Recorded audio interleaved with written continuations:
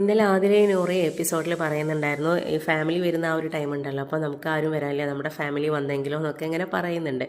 പക്ഷേ ഇവരത് കാരണം ഇവർ ഫാമിലീനെ പറയാൻ കിട്ടുന്ന ഒരവസരത്തിൽ ഇവർ ഫാമിലീനെ ഒരു നല്ല രീതിയിൽ പ്രസൻറ്റ് ചെയ്യുന്നത് ഒരു വീഡിയോയിൽ നമ്മൾ കണ്ടിട്ടില്ല. എല്ലാ വീഡിയോയിലും ഇവർ ഫാമിലീനെ ഭയങ്കരമായിട്ട് കുറ്റം പറഞ്ഞിട്ടാണ്. ഒന്നുകിൽ ആദിലേൻ്റെ പാരൻസിനെയും നൂറിൻ്റെ പാരൻസിനെയും നല്ല രീതിയിൽ ഇവരതിനെ സമ്മതിക്കാത്തതും പിന്നെ കുറേ കാര്യങ്ങൾ ഇങ്ങനെ അവർ പറയുന്നുണ്ട്. നല്ല രീതിയിൽ എവിടെയും പ്രസൻറ്റ് ചെയ്തതായിട്ട് നമ്മൾ കണ്ടിട്ടില്ല. അപ്പോൾ ഇവർ ആ ഓണത്തിന് വിഷ് ചെയ്യുന്ന സമയത്തായിട്ടുണ്ടെങ്കിലും ഇവരെ ഫ്രണ്ട്സാണ് വിഷ് ചെയ്തിട്ടുള്ളത്, ഫാമിലിയൊന്നും വിഷ് ചെയ്തിട്ടില്ല.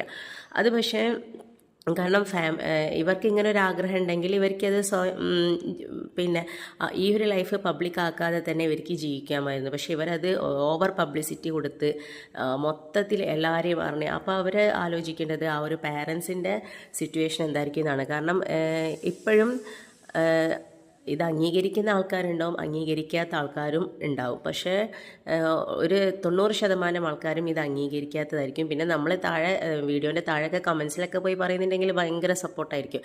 പക്ഷേ ഇവരുടെ വീട്ടിലൊന്നും ഇത് നടന്നിട്ടുണ്ടെങ്കിൽ ആരും സമ്മതിക്കില്ല, ആരും അതിനങ്ങനെ സപ്പോർട്ടായിരിക്കില്ല. അപ്പോൾ ഇവർ സ്വന്തം ഇഷ്ടപ്പെട്ട ലൈഫ് എടുത്ത് ഇവർ തന്നെ ജീവിക്കുന്നത്, അത് അവർ ജീവിച്ചോട്ടെ. പക്ഷെ അവർ അതിൻ്റെ ഇടയിൽ കൊണ്ടുവന്ന് പാരൻസിനെ വലിച്ചഴിച്ച് പാരൻസിനെ മോശമായിട്ട് രീതിയിലൊന്നും അവർക്ക് പറയാതെ അവരുടെ ലൈഫ് നല്ല അടിപൊളിയായിട്ട് തന്നെ മുന്നോട്ട് കൊണ്ടുപോകാമായിരുന്നു.